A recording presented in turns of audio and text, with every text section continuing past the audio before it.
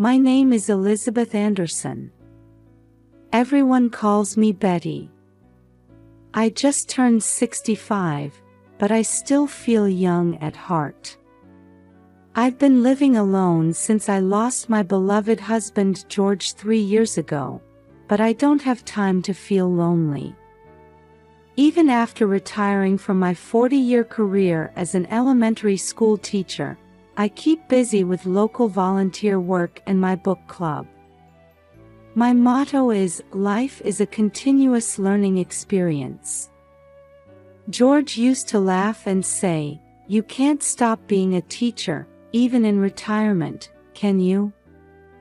My greatest joy is spending time with my son Michael and his family. Especially my 3-year-old grandson Tommy, who's the light of my life. Just seeing his smile warms my heart. Tomorrow is Tommy's 3rd birthday. I'm so excited already. Michael and Sarah seem to be busy with work, but we're planning to celebrate together over a video call. Yesterday, I went shopping for presents. I bought a dinosaur picture book and a cute dinosaur stuffed animal, both of which Tommy loves. I'm already imagining how happy he'll be, and it fills me with joy. The morning sunlight streaming through the window woke me up. I glanced at the clock. It was only 6 a.m. But today is Tommy's 3rd birthday, and I'm too excited to sleep any longer. I got out of bed and made some coffee first thing. With a warm cup in hand, I headed to the living room. On the table lay the presents I had carefully wrapped last night. I couldn't help but smile. At 8 o'clock, I started preparing for the video call. I turned on my new tablet and checked the connection. I fixed my hair and put on a bright cardigan that Tommy likes. I hung Tommy's favorite dinosaur picture in the background. At 9 a.m., the appointed time, I nervously pressed the call button. As the ringtone sounded, my heart started racing. The screen brightened, and Tommy's face appeared. But at that moment, my smile froze. "Tommy." My voice was trembling. The Tommy on the screen had white bandages wrapped around both eyes. His usual bright smile was nowhere to be seen. "Grandma." Tommy's voice was small and shaky. "Grandma, I can't see anything." With those words, I felt my world crumbling. "Tommy, what happened? What's going on?" I asked frantically. But Tommy remained silent, just trembling his small body. "Michael? Sarah? Are you there?" I called out desperately, but there was no answer. Around Tommy, there were no birthday decorations or cake to be seen. Just white walls and a dimly lit room. What kind of special birthday is this? "Tommy, it's okay. Grandma's coming right away, all right?" Tommy nodded faintly at my words. The video call suddenly cut off. I tried calling back, but couldn't get through. As my mind went blank, I immediately decided to take action. With shaking hands, I grabbed my car keys and rushed out of the house. It's a 3-hour drive to Michael's house. On the way, I called Michael and Sarah's cell phones multiple times, but neither answered. Anxiety and fear spread through my chest, but I told myself I needed to stay calm for Tommy's sake. 3 hours later, I arrived at Michael's house. I knocked on the front door, but there was no response. Tommy. It's Grandma, I called out, and I heard a faint noise. Deciding it was an emergency, I used the spare key I had been given before to enter the house. In the dim interior, I found a frightened Tommy. Grandma. Tommy ran towards me, crying. It's okay, Tommy. You're safe now. I hugged my grandson tightly. I carefully removed the bandages from Tommy's eyes. Fortunately, there didn't seem to be any major injuries, but there were bruises around his eyes. Anger welled up inside me, but right now, calming Tommy down was the priority. Tommy, let's go home with Grandma, I said gently while quickly packing his things. Before getting in the car, I called the police and Child Protective Services, briefly explaining the situation. Following their instructions, I decided to move Tommy to a safe place. As I drove, my resolve solidified. What should I do next to uncover the truth and protect Tommy? It's going to be a long night. By the time I brought Tommy back to my house and finally settled him down, it was late into the night. After gently tucking him into bed, I returned to the living room, feeling almost crushed by heavy fatigue and anxiety. Gazing out the window, I desperately tried to figure out what to do next. I still couldn't reach Michael and Sarah. Where on earth were they? And why had they left Tommy in such a state? Questions kept piling up. I took a deep breath to calm myself. Stay cool, Betty, I told myself. From my years of teaching experience, I knew the importance of remaining calm in difficult situations.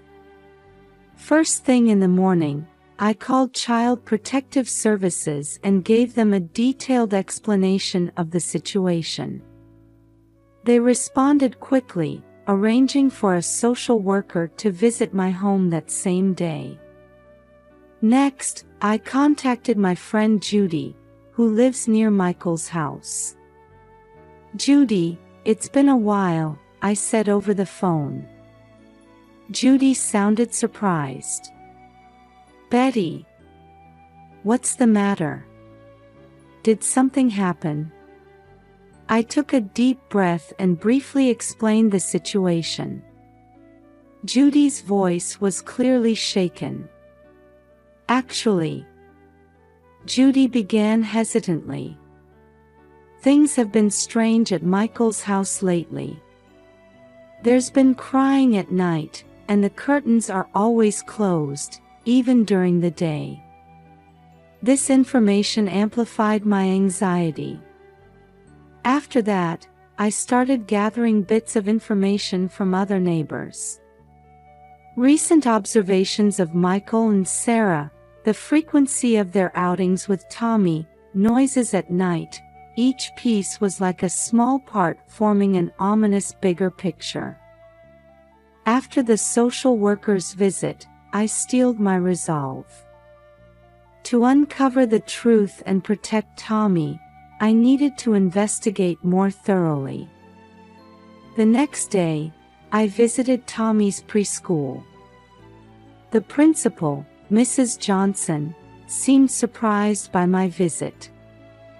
Mrs. Anderson, the principal said, "Is this about Tommy? He's been absent for 2 weeks. His parents said he had a cold, but..." A cold? Michael hadn't mentioned anything about that. As I inquired further, I learned that Tommy's behavior had been gradually changing. Once an active child, he had become increasingly introverted, and sometimes had unexplained bruises. Next, I visited Tommy's pediatrician. While bound by doctor-patient confidentiality, the doctor, seeing my desperate state, offered some general advice. Recently, we've been particularly vigilant about not missing signs of abuse, the doctor said carefully. Especially unexplained injuries or sudden changes in a child's behavior are cause for concern. These words made my heart clench. As I continued my investigation, I discovered that Michael and Sarah were also having financial problems. There were signs of increasing monetary stress, such as Michael's unstable position at his company and Sarah recently quitting her job. Carol, Sarah's friend who works as a cashier at the local supermarket, also shared some concerning information. Sarah, you know, she's been acting strange lately, Carol said worriedly. She used to be so cheerful, but suddenly she became gloomy. And she stopped bringing Tommy along. But the most shocking information came from Michael's colleague at work. Actually, the colleague began hesitantly. I've seen Michael drinking alcohol during work hours recently. And one day, he accidentally showed someone a photo of his wife with bruises on her arm. The moment I heard this information, I felt something crumble inside me. The reality I didn't want to imagine was slowly being revealed. Back at home, organizing the information I had gathered, I couldn't hold back my tears. To think that my beloved son and daughter-in-law had fallen into such a situation. And above all, that innocent Tommy had become a victim. But now is not the time to be swept away by emotions. There's still more I need to do to protect Tommy and save my family. Gather evidence, report to the appropriate agencies, and confront Michael and Sarah. Looking out the window, I renewed my determination. I intend to do everything in my power to overcome this ordeal and rebuild our family. Faced with the mountain of information I had collected, I let out a deep sigh.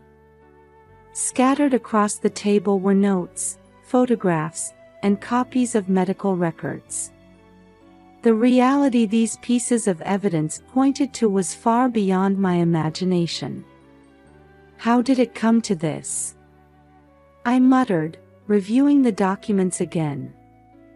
Records of Tommy's injuries, testimonies of Michael's drinking, statements from friends suggesting Sarah's depression. All the pieces were pointing to a painful truth. I decided that to handle this situation properly, I needed expert advice. I contacted Jeanette, a longtime friend and retired lawyer. "Betty, this is serious," Jeanette said as she looked through the documents. "There's a high possibility of child abuse. Legally speaking." As I listened to her explanation, I took notes frantically. Child Protective Services, temporary custody orders, and potential criminal charges. These words were becoming frighteningly real. "But first, you should confront them," Jeanette gently added. "There's still a chance to repair the family bonds." Her words gave me a glimmer of hope.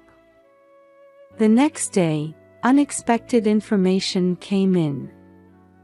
A phone call from my old friend John.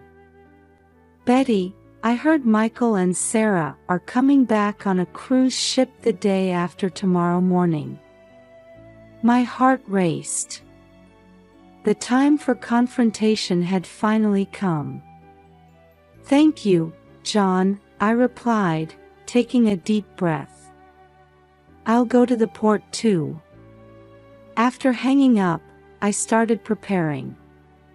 I put the necessary documents in my bag and packed a change of clothes. And I didn't forget Tommy's favorite stuffed animal. I looked at my reflection in the mirror. My face looked tired, but my eyes showed strong determination. "I'm ready to meet you," I murmured to the mirror. As the night deepened, I spent a sleepless night. In my mind, the scene of tomorrow's confrontation played over and over. Anger and sadness, and above all, a strong desire to save my family, all intermingled. The next day, as a final preparation, I spent precious time with Tommy. The bruises around his eyes were fading, but the wounds in his heart were still not healed. "Tommy, let's go meet Daddy and Mommy with Grandma, okay?" I spoke gently. Tommy looked anxious but nodded slightly. "Are Daddy and Mommy angry?" Tommy's small voice made my heart ache. "It's all right, Tommy. Grandma's here with you." I hugged him tightly. Imagining the journey to the port, I kept reminding myself, stay calm, but firm. With love, but without compromise. The weight of the documents in my bag tells the gravity of this situation. But even heavier is the importance of this confrontation that could determine the future of our family. Tomorrow morning, we'll head to the port. There, we'll face the truth that has been hidden for so long. And no matter how painful it may be, I believe it will be the first step in repairing our family bonds. All right, everything's ready.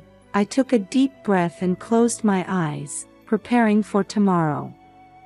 Passengers are disembarking one after another from the cruise ship that has arrived at the port. My eyes are desperately searching for Michael and Sarah. Holding Tommy's small hand tightly, my heart is pounding fiercely. And then, finally, I saw them.